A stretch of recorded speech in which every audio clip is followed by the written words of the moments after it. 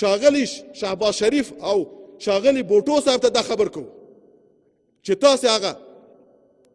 کله چې سټیج ته خیځئ میکرافون هم لاسته راسي او شاوخوا ټول غربي نړۍ ولاړئ بیا دومره مه مغروره کېږي چې خپله ژبه هم درنه هېره سي ماسک له خولې وباسئ